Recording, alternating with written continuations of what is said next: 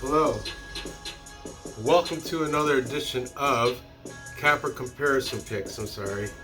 We're going to call this the Isolation Edition. If you guys watched my last video I did on Sunday, you can see I was pretty sick. Well, I got tested yesterday and turns out I am COVID positive, which is weird because I was vaccinated. But from what they say at the place where I got my test, I was due for my booster in October, so I was a month late on it, and I caught the virus. Therefore, I have to isolate myself from the rest of everybody, my family, my job. I can't go anywhere except this room and to a private bathroom that I solely use by myself till December 8th. My kids, because they're in contact with me, are contact quarantined. I'm isolated, meaning no contact with anybody. My kids, quarantine, meaning they don't have symptoms, they don't have the COVID, but they were in contact with me, therefore they can't go to school and spread it in case I gave it to them unknowingly. It's a big, there's rules to this shit. But anyway, the show must go on. Guys, I feel fine. I mean, I'm still a little foggy up in my head and my throat's still a little dry and, you know, I got a little fatigue, I guess, but my cardio is still good enough to take care of one of these Capper comparison shows. I know I don't have the legit whiteboards like I have downstairs because I'm isolated to my guest room in my house, aka my kids' playroom, but now it's the isolation room. But anyway, I hope this is makeshift. I'm doing this on the fly. I wasn't even going to do any videos this week at all because of the COVID, but I got to put out content. The show must go on, right? I got to stay hydrated too. Big deal. That's what the doctor said. Big deal staying hydrated. So I'm going to cover 3 more fights. Like I said on Sunday, these are out of order. They're not in any type of order because I went by the first original printed order, which was the week before, the weekend before last weekend is when I printed out the order. And but I know, like I have, today I'm going to be covering the feature fight on the main card, that Clay Guida thing. But I'm going to start out with, this jam kicks, right? I'm going to start out with Alex Morono taking on Mickey Gall. Okay? Boo! The travel board, got to make do with what you got, right? So, anyway, let's get into this. Bear with me. This is going to be a little topsy-turvy. I got to go to the board, write shit down, pay attention to you guys, do the stats. I'm used to having the board stationary. This one, travel board, so I can't hold it, write it, and do the stats. It's just a pain in my ass. So we've got Great White Alex Morono as the favorite, -210, taking on Mickey Gall, 7-3 as a professional, and he is the +180 underdog. Okay. Alex Morono is, we're going to start out with the Great White, Alex Morono. He's coming off a win against David Zawada. You guys might be familiar with him. I think he's the German fighter. He's not all that great, but anyway, a win nonetheless. Before that, he had a win against Donald Cerrone, the cowboy Donald Cerrone, which he's seen the end of his prime. He's pretty much on the way out, you know. He's now like journeyman gatekeeper, kind of like a Jim Miller-ish type, you know. But he still has a little fight in him. Anyway, Alex Morono beat both those guys. He's 3-2 in his last 5. And Donald Cerrone, he knocked him out round 1. David Zawada, he got a unanimous decision. He fights out of Fortis MMA. A lot of guys fighting out of Fortis that are active coming up. I'm going to mention a few of them.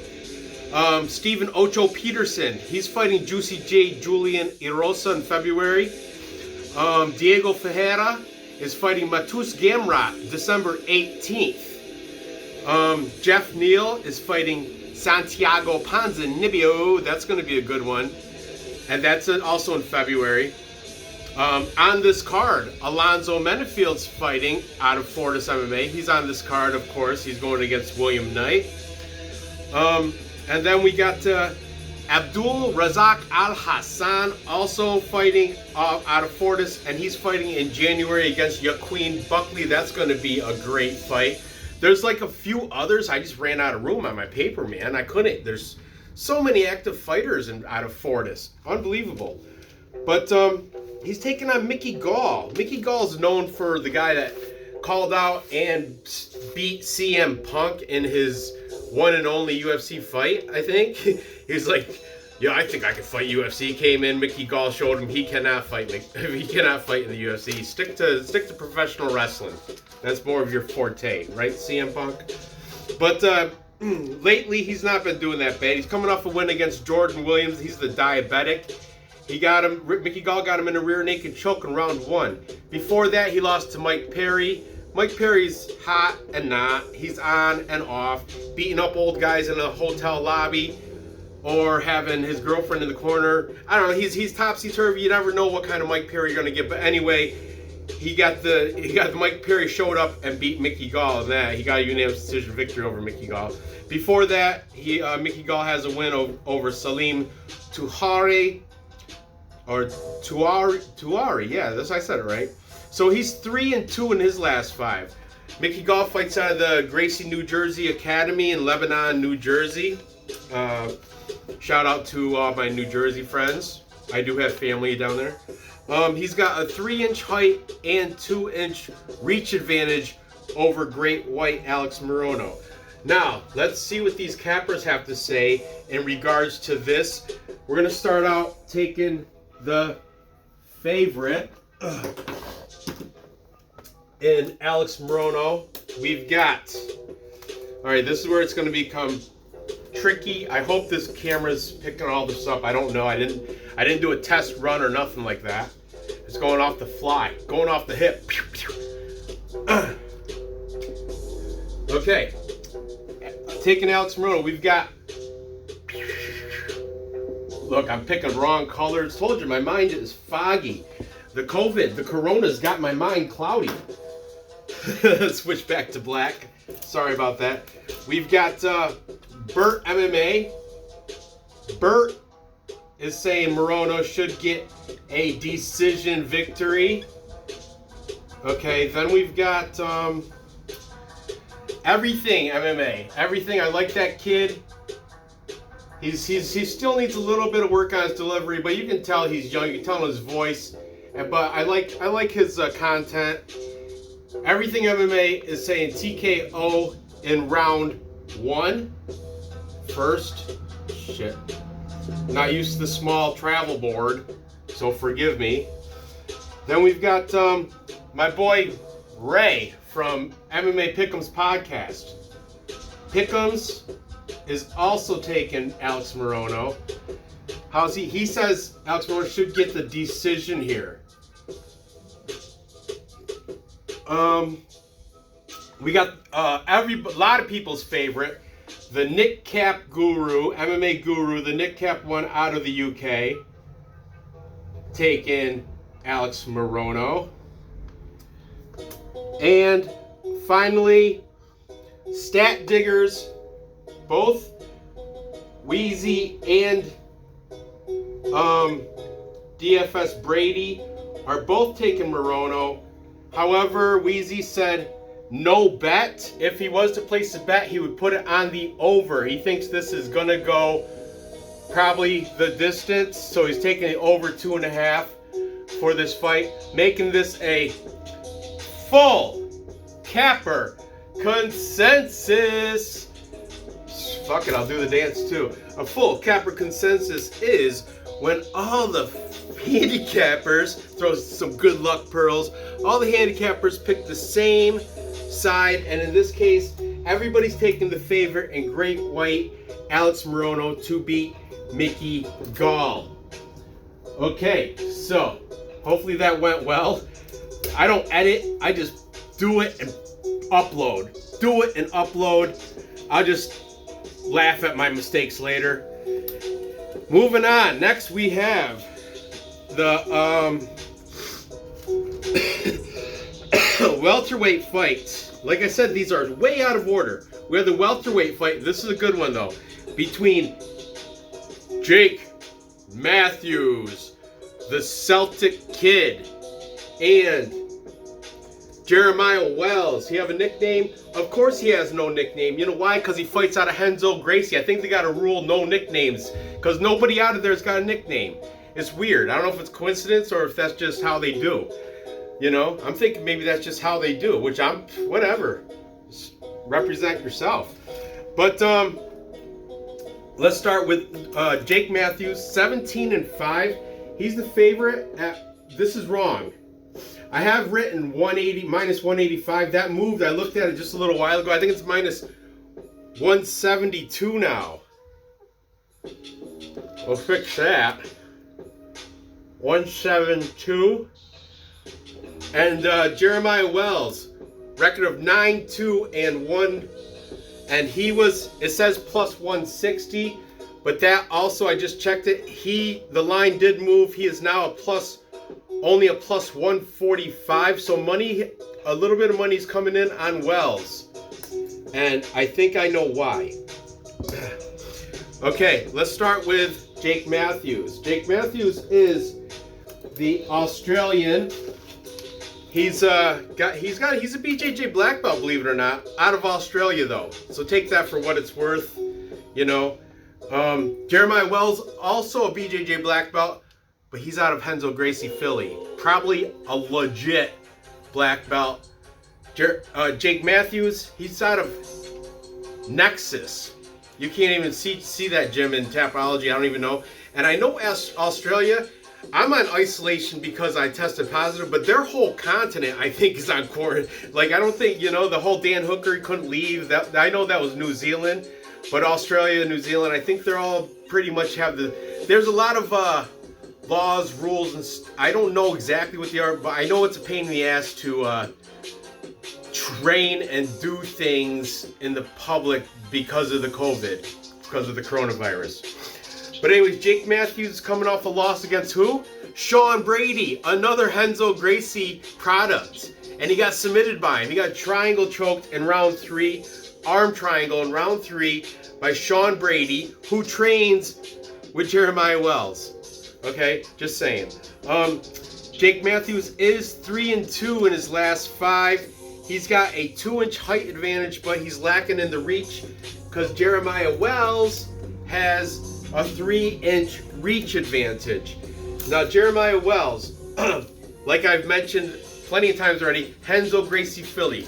I'm very high on Renzo Gracie Philly fighters because they're all winning. Pat Sabatini, coming off a great win. Sean Brady beat Jake Matthews and just beat Michael Chiesa. Sean Brady, phenomenal. And these are Jeremiah Wells' training partners. All right? The school is doing fantastic. Let's see. Jeremiah Wells is coming off a win against Warley Alves, a ground and pound round 2, and that was his UFC debut. Before that, he was mostly fighting out of CFFC, but he does also, that's a Cage Fury Fight Championships. That's the Philly Regional. But he does have some fights in CES, which stands for Classic Entertainment Sports, I think, and that's out of Rhode Island, if I'm not mistaken. Maybe, I think it's Rhode Island, but it could be like Northeast, Connecticut. But I think, I'm pretty certain I'm 85% certain it's Rhode Island, okay? Like I said, my head's a little foggy.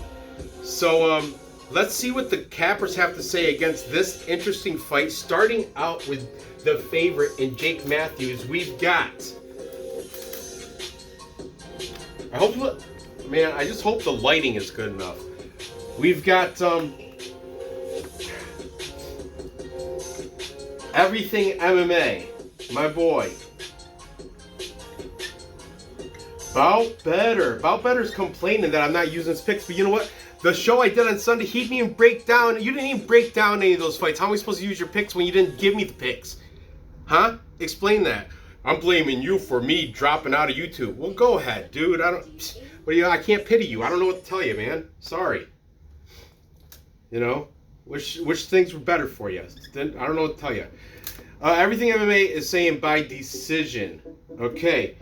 Next we have taken Jeremiah Wells. We've got. Did I mention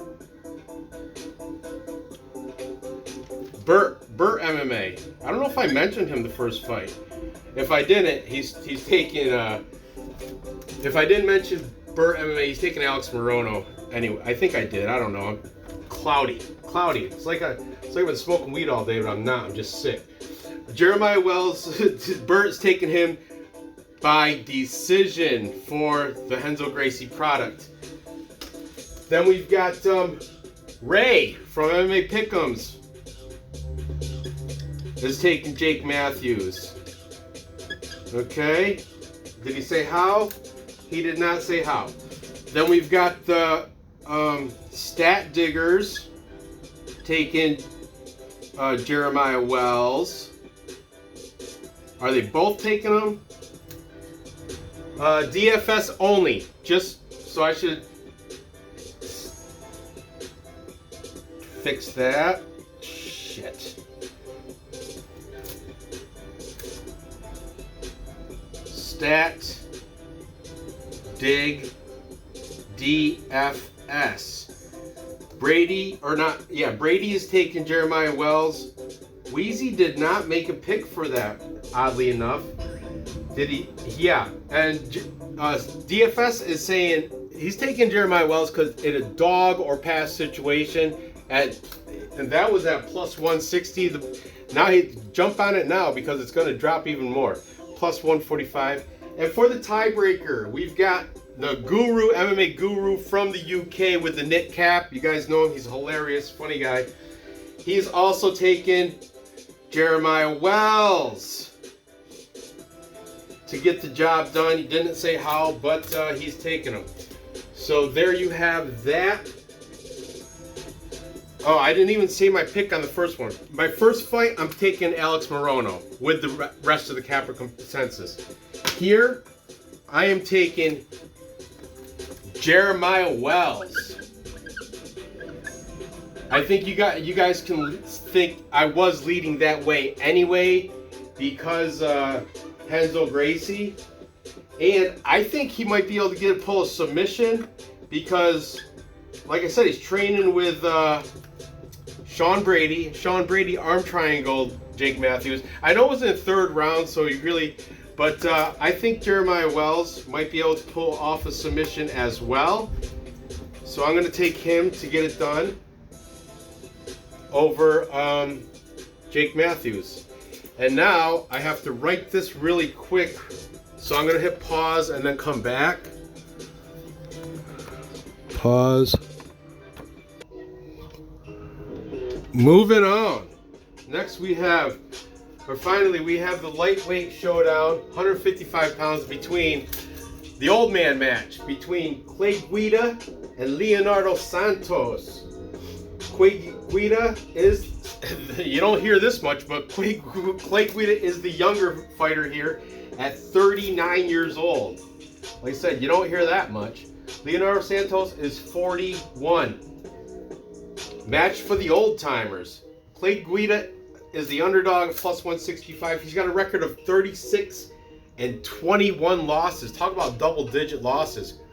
He's got plenty of them. Leonardo Santos, on the other hand, 18, 4, and 1. He's the minus 190 favorite. And let's get into it. So, Leonardo Santos is coming off a loss to Grant Dawson, but he was winning that entire fight. I picked Grant Dawson to win that, and he did. But thankfully, I was sweating though, because Leonardo Santos was winning that fight right up until Grant Dawson TKO'd him in the third round. I think it was the last closing end of that round too, if I remember correctly. But Leonardo Santos 4-1 in his last 5, so don't take much off that. And Grant Dawson, he's good. He's decent. Leonardo Santos fighting out of he's a BJJ black belt. I think both these guys are, but he's fighting out of Nova União in Brazil. Other fighters out of Nova União are Renan Barrio, Matthias Nicolau. I'm busy. What? Nor, I'm isolated. You're not supposed to come in here. Muslim Salakov and Jose Aldo. Other fighters out of Nova União. Okay? He's got a 5-inch height and 5-inch reach advantage over Clay Guida. Muslim Salakov actually has a fight coming up in January against Michel Pereira, and Jose Aldo's fighting on this card, obviously, against Rob Font, headliner. Okay, so let's talk about the underdog, Clay the Carpenter Guida. He's coming off a loss to Marco Madsen, split decision where Marco Madsen didn't even use his wrestling. He stood up and struck with him the whole time, which, man, if I picked Marco Madsen, but he had me nervous because he wouldn't go to the ground with Clay Guida, and I don't know why. Some of these guys, these wrestlers, they ought to stick with their strengths, but they like to strike. Striking feels more fun, and it's just more impressive to the judges. I don't know. They like to strike. They think but if you're a ground guy going against a stand-up guy, just take it to the ground. Just go where your strength is. Come on. But anyway, Marco Madsen did enough to beat Clay Guida by split decision. Clay Guida 2-3 in his last 5. Clay Guida's got double-digit submission losses. Not only double-digit losses, with his 21 losses, I think 10 of them, I think half of them are by submission. I could be wrong, but I do remember seeing or hearing a stat like that. Clay Guida does fight out of a good place, though. Team Elevation over in Denver, Colorado, which I give credit to Clay Guida's cardio. Clay Guida does have the way better cardio than Leonardo Santos. Leonardo Santos has been known to fade throughout the fight, and come round 3, that's why he got knocked out by Grant Dawson. Round 3, he looks like a puddle of mud. He looks just like he's dragging. He looks like a Walking Dead, like stand-up zombie. He just beat and well, he's 41 years old though, so, but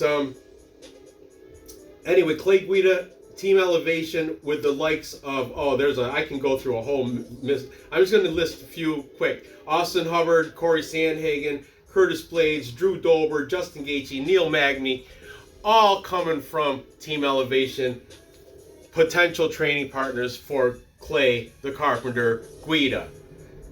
Man, it's a deceiving fight. Don't let the records fool you. But Clay Guida, he should be in the record. He's got to be in the Hall of Fame. He's got 36-21. Cut it out. 57 fights in the books. But thing is, Leonardo Santos 18-4-1. Thing is, Clay Guida will have. He likes to put on that pace, put on the pressure, and he will have the cardio to outlast Santos. However, Leonardo Santos, I think, is better everywhere else. If Marco Madsen can beat you on the feet, Leonardo Santos can beat you on the feet. And I think Leonardo Santos, he's got a way better BJJ black belt. I don't even know if Clay Guida does have a black. I imagine he should have a black belt by now. He's been doing this since 2004 or something crazy like that. Been doing this forever.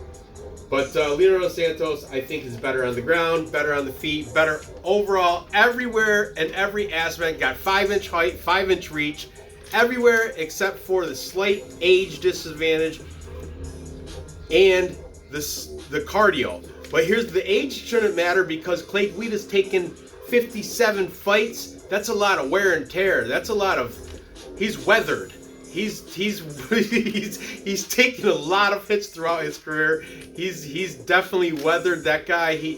Once you got an old coat, eventually his shit's gonna rip. You know what I mean? It gets weaker and weaker longer you have it and longer you hit it. So it's a kind of a tough one for me. So I'm gonna let's see what the cappers have to say on this one. All right. Taking the favorite, and Leonardo Santos. Big favorite, too. Minus 190. Well, not huge favorite, but decent enough. We've got the Stat Diggers. Are they both of them? Yep. Stat Diggers, both DFS and Wheezy. Wheezy is saying within distance should be the play here. He does not see this going the full 3 rounds. Then we've got taking Clay Guida. We've got MMA Guru, and he said he's strictly taking Guida because of the pace and the cardio. Santos has shitty cardio. Shitty cardio. So we got MMA Guru. Then we've got Everything MMA is also taking Santos. Did he say how? I think he did. I think he said by decision he did. Everything MMA is saying by decision for Santos. And then we've got Ray from MMA Pick'em's podcast.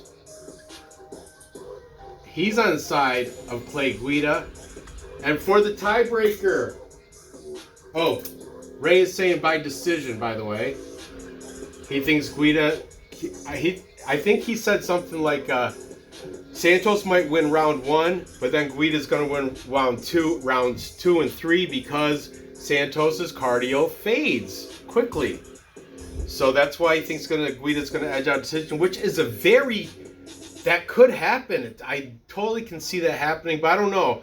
Santos held it together and had Grant Dawson beat round 1 and 2, but then of course TKO in round 3. But if he didn't get TKO'd, he would have won that by unanimous decision. I think he was up every round till that knockout. For the tiebreaker, we've got Burt MMA, and Burt is taking Leonardo Santos, and Burt says by decision for Santos. Hopefully Santos can work on his cardio to solidify his victory here, because my pick is also Santos, and I think he's going to probably get it done via, I want to say within distance. I think he's going to be hot on the trot against Clay Guida. Clay Guida, he's very durable. He won't, but like I said, he's weathered, man. 57 fights, he's bound to go down. It's bound to happen. He's going to break. You just know, when is that durable leather jacket going to finally rip? It might happen here. So I'm going to say Leonardo Santos. And I'm with Wheezy, man. I think it's going to happen within distance. If I would, for Tapology purposes, I'm going to say submission. And I'm going to say round 2. I think it's going to be like a club and sub. I think he's going to knock Guida to the ground and then use his BJJ black belt from Nova União in Brazil and get a little submission on him. Okay? So that's my pick. This is going to be difficult to recap, but anyway, to recap, time check. Not bad. To recap, I've got who I've already erased. I've got with the full capper consensus, I'm taking Alex Morono. With everybody else, I don't know a single soul taking Mickey Gall. I've seen a couple cappers that I've watched say Mickey Gall, it could be like the line spread a little too far, it should be closer, but they all still pick Morono. All of them. Even the ones that are like, well, Morono shouldn't be that big of a favorite. Mickey Gall, he might surprise everybody, but they're still on board Morono. It could be the trap fight. It could be, but I'm going to stick with Great White and take Morono there. And then I've got Jeremiah Wells getting the submission victory over Jake Matthews because of his Renzo Gracie teammates and training and facility over the Australian Jake Matthews. Okay, and finally, I'm taking, in the old man fight, I'm taking Leonardo Santos to get it done. Hopefully, he'll submit him in round 2. If not, I just hope he doesn't fade too bad in the third round. He should win rounds 1 and 2, and just hope he doesn't get finished in the third, and he should get the victory. But I'm going to say club and sub in round 2 for Santos. So there you have it. I appreciate you watching. Gather the info. Place your bets and cash those tickets. I appreciate you watching my isolation edition. There's going to be a couple of these because I'm isolated to this room for this till December 8th. So there probably won't be a live stream. If there is, I suppose I could still do it. I don't know. I'm still on the fence if I should or not. I am a little weaker than normal. But I think my cardio is a little better than Leonardo Santos in the third round, if you know what I mean. But anyway, thanks for watching. I appreciate you. Give me that thumbs up. I really appreciate that. Put in the comments what your feelings are about these fights here. I'm gonna try to make another video tomorrow. I already did the research for it, so stay tuned for that. Be sure to check out the video I did on Sunday. And I appreciate you guys. Good luck on these bets, and I'll see you next episode.